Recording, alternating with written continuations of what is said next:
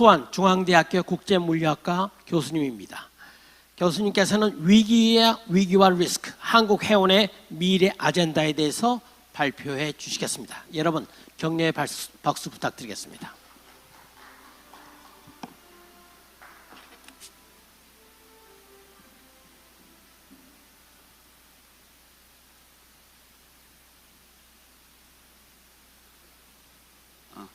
네, 반갑습니다. 중앙대학교 우수환입니다. 이렇게 시계가 지금 움직이고 있기 때문에 제가 인사 말씀은 나중에 플로어에서 하도록 하고요. 바로 이야기를 시작하도록 하겠습니다.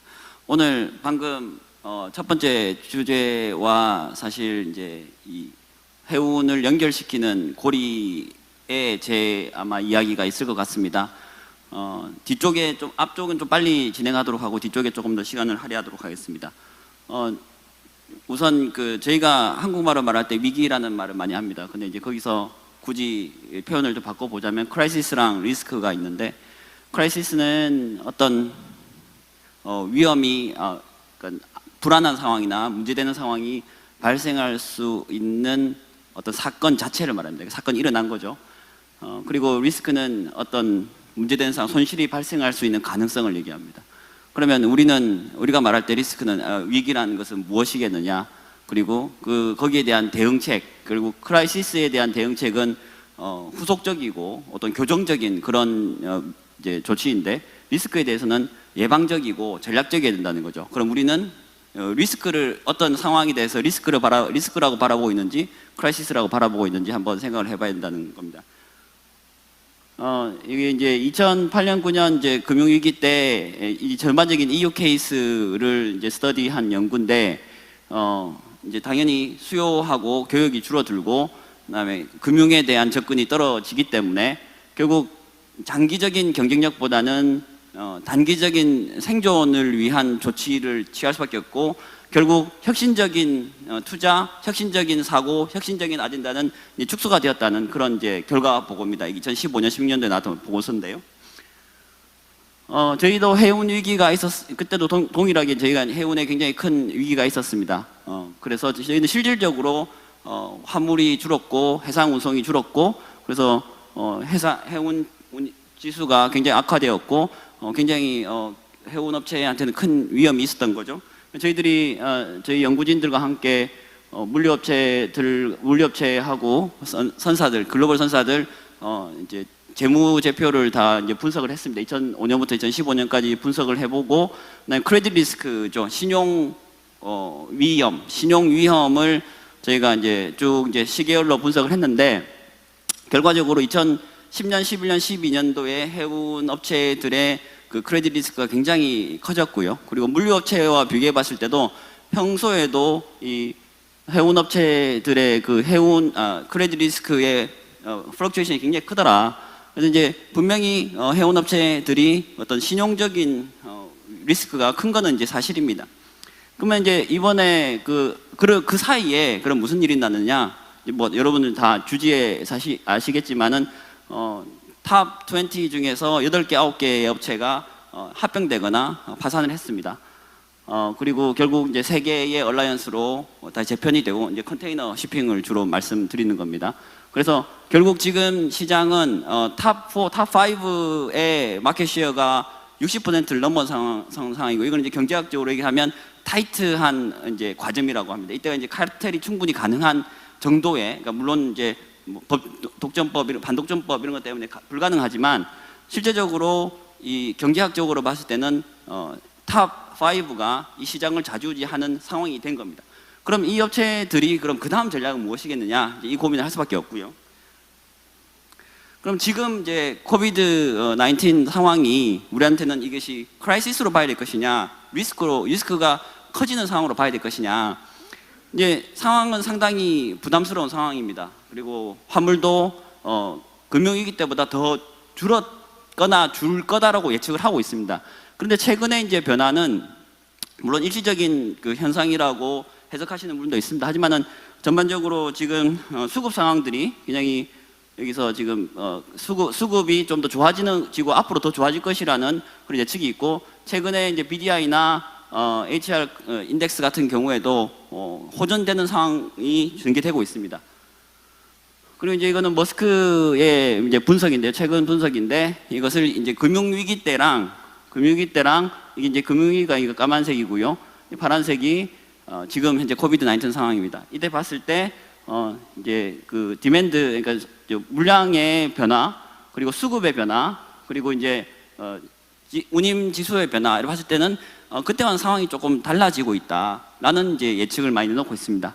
그러면 지금의 상황을 우리가 크라이시스로 볼 것이냐 아니면 리스크 우리가 일반적으로 이제 있는 해운에 있어서 리스크의 하나로 봐야 될 것이냐 이제 저는 여기에서 이제 그러면 그 리스크가 어떤 것이냐 결국 변동의 문제인데 변동의 문제는 이 변동이 얼마나 강하게 나타나느냐 그리고 그 변동으로 인해서 발생하는 손해와 편익이 어디로 흩어지냐 어떻게 분배되느냐의 문제입니다. 그래서 이거 전략적으로 이걸 어떻게 분배하고 어떻게 해칭을 해나갈 것이냐의 문제. 그럼 이 문제를 우리가 과거 이 크라이시스와 같이 어떤 커렉티브하고 리액티브한 어떤 매저로 갈 것이냐 아니면 전략적이고 예방적인 매저로 갈 것이냐 저는 이 부분을 고민해 봐야 된다고 생각합니다. 지금 이 시기에. 그래서 제가 이제 우리 해운과 관련된 뉴스를 웹 크롤링을 통해서 오늘 발표를 위해서 제가 별도로 한번 해봤습니다. 그래서 2018년부터 20년까지 제가 몇 가지 프로그램을 써가지고 해운이라는 그 키워드로 이제 뉴스를 다 이제 수집을 했고요.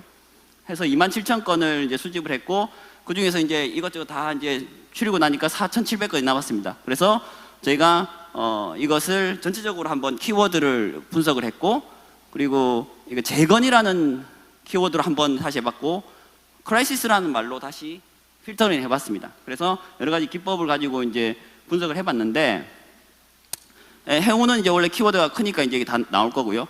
쭉 이렇게 많이 쓰인 용어들입니다. 현대상선, 해운업, 흥하해운, 재건, HMM, 해운사, 지원 이렇습니다. 그래서 다시 저희가 다시 묶어봤습니다. 묶어보니까 이게 죄송합니다. 여기 첫 번째 그 토픽을 묶여지는 게 현대상선, HMM, 해운업, 흑자 운임. 최근에 이제 흑자 전환이 이루어졌다는 기사들이 모일 수가 있고요. 현대상선, 재건, 해운업, 지원, 코로나 뭐 이런 식으로 논의가 됩니다. 이걸 재건이라는 이름으로 다시 묶어봤더니만 산업, 계획, 해운업, 정부, 발표, 해양진흥공사, 지원, 본격, 선사, 선박 이렇게 나옵니다. 이것을 위기라는 말, 크라이시스라는 말로 묶어보니까 이렇게 묶어집니다. 거의 비슷한 용어입니다. 그러니까 물론 저 뒤에 숨어있는 얘기들이 있을 겁니다. 그러니까 미래에 대한 얘기, 뭐 변화에 대한 얘기가 있겠지만 대부분 현재 위기를 어떻게 극복했느냐 그런 얘기들이 주로 나오고 있습니다. 결국 그 초점은 한진 사태 이후 현대고요. 다른 선사들이나 다른 섹터들에 대해서는 논의가 별로 없습니다. 아젠다가 재건 중심이고요. 퓨처 아젠다는 많지 않습니다. 그리고 조치들도 정부 중심의 어떤 지원에 대해 초점이 맞춰져 있고 어떤 혁신적이거나 어떤 자발적인 어떤 변화에 대한 논의는 많지 않은 상황입니다. 자, 그래서 됐을 때 그럼 우리가 어떻게 앞으로 해나가야 될 것이냐 이 부분을 얘기해 보려고 합니다. 제가 좋아하는 이론 중에 하나가 이제 경로 의존성이라는 이론입니다. 어떤 것이냐면 어떤 큰 변화가 있다가 어떤 질서를 만들어 나가서 이게 세팅이 딱 되면 이 경로가 만들어지고 나면 한 번 경로가 만들어지고 나면 새롭게 변화하려고 해도 새로운 경로로 가지 못하고 비효율적이라도 과거의 경로를 그대로 따라간다는 겁니다. 최적화가 되지 않고 서브 옵티멀리티를 따라간다는 거죠. 그러니까 완벽한 최적화라기보다는 조금 비합리적이라 하더라도 과거에 했던 패스를 그대로 따라간다는 거죠. 그랬을 때 우리는 그때 이제 우리가 이것을 록인 된다고 하는데 거기에 잡혀 있는 거죠. 이 상황에. 그럼 여기를 벗어날 수 있을 것이냐? 벗어나려면 많은 이제 노력이 필요합니다. 그러니까 과거의 형태 그대로 가면 이 형태대로 그대로 록인 되는 거고요. 저희들이 어떻게 치고 나갈 수 있을 것이냐? 이제 이 논의를 해야 한다는 겁니다. 그래서 우리한테 이런 미래 어젠다가 있느냐? 이 부분을 얘기했을 때 하지만은 무조건 혁신적인 얘기만 한다고 해서 그럼 우리가 발전할 수 있는 것이냐?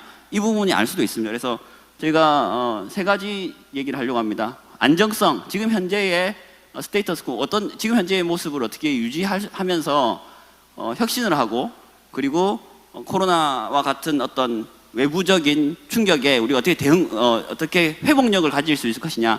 그래서 이 세 가지를 가지고 몇 가지 저희가 대안을 얘기해봤습니다. 근데 그 중에서 주된 대안은 아마 이 부분이 될 겁니다. 어떻게 전략적으로 협력하고 어떻게 차별화하면서 어떻게 디지털 트랜스포메이션을 할 것이냐, 이 부분입니다.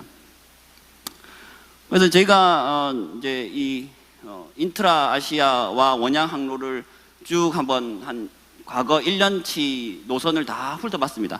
다 훑어봐서 뭐를 해봤냐면 베슬 쉐어링, 그러니까 이제 스페이스 쉐어링을 하는 협력이 있을 거고, 그다음에 슬롯 익스체인지가 있을 겁니다. 슬롯 차터 하는 이게 조금 더 강한 공동 운항이라는 좀 더 강한 전략적인 협력이라면 저희들이 보니까 건수 자체로는 어떤 슬롯 익스체인지가 좀 더 많습니다. 하지만 이게 항로로 이제 이게 동남아 항로고요, 동남아 자체 항로고, 이게 이제 한중일 항로라고 보시면 됩니다. 이게 한중일과 동남아가 연결되는 항로입니다. 길고 먼 항로고 경쟁이 더 심한 항로죠. 경쟁이 더 심한 항로이면 항로일수록 슬롯 차터보다는 공동운항을 좀 더 많이 선택하더라. 그러니까 좀 더 많은 협력이 필요한 거죠. 여기 이제 저희 그 선사들 중심이고요. 이제 글로벌 선사들을 봐도 긴 항로, 먼 항로에 대해서는 훨씬 더 전략적인 협력이 더 강해지더라. 결국 어떤 경쟁이 심해지고 위험이 더 강해지고 또 큰 선사들, 큰 선사들의 지배력이 강해지면 강해질수록 나머지 선사들도 어떤 협력과 전략적인 협력이 더 필요하다. 이런 이제 얘기가 될 수 있습니다. 그렇게 했을 때 이제 그런 전략적인 협력을 통해서 현재 상황을 좀 유지를 한다 하더라도 변화를 해야 됩니다. 변화를 해야 되는데 어떤 변화가 있을 것이냐? 지금까지 그 탑 10, 탑 20 선사들이 해온 것은 이 전략이라고 보면 됩니다. 원가 절감을 통하고 대형화를 하고 집중화를 해서 비용을 줄이고 시장 지배력을 확대해 나가는 전략입니다. 하지만은 그 가운데서도 조금씩 차별화 전략을 해왔습니다. 서비스 스코프를 확대해 나가는 것이고요. 터미널이나 물류 서비스를 제공할 수 있도록 확대해 나가고 지금은 더 본격화하고 있습니다. 그것이 저는 뭐가 연결되어 있다고 보냐면 이 디지털 트랜스포메이션입니다. 디지털 트랜스포메이션은 여러 가지로 얘기할 수 있습니다. 그 조직 내에 어떻게 데이터를 쌓고 어떻게 그 데이터를 활용할 것이냐.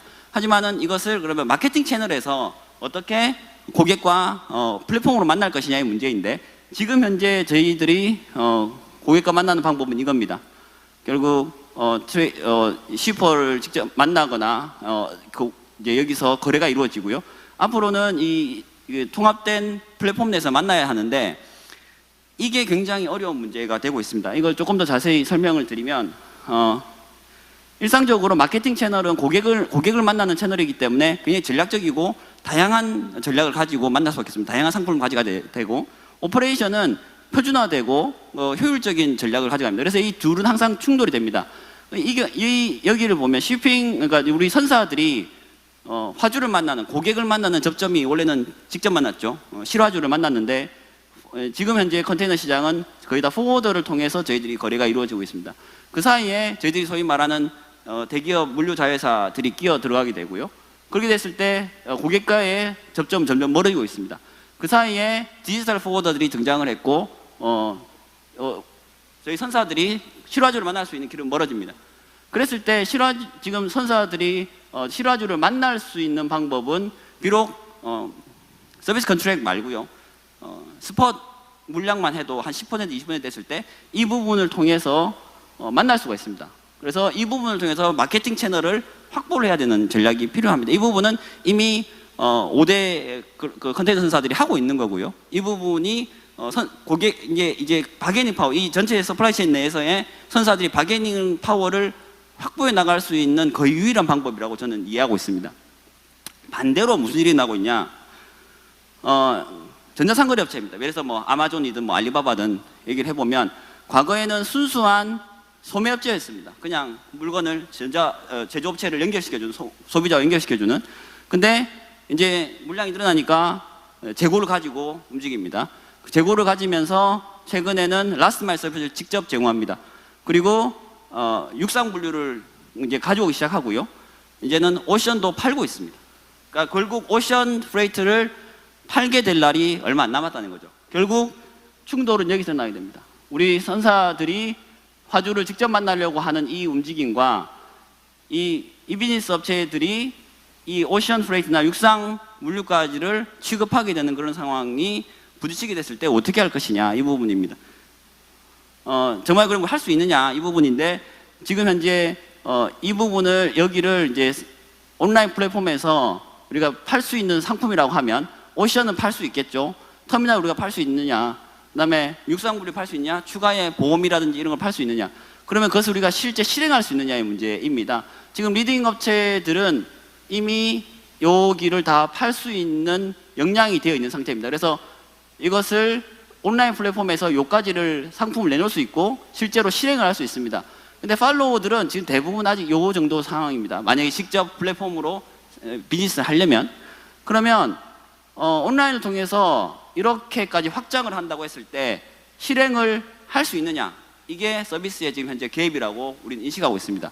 그랬을 때 그러면 이 오퍼레이션 자체를 혼자 할 것이냐, 진짜로 협력이 필요한 것은 마케팅 채널이 바뀌고 있기 때문에 그 마케팅 채널에서 이겨내기 위해서는 진짜로 협력이 필요하다. 그러니까 서비스 지리적인 격차, 그다음에 물류 서비스 스코프의 격차를 이겨내려면 이 갭을 메우기 위해서는 어떤 또 다른 형태의 협력이 필요하다.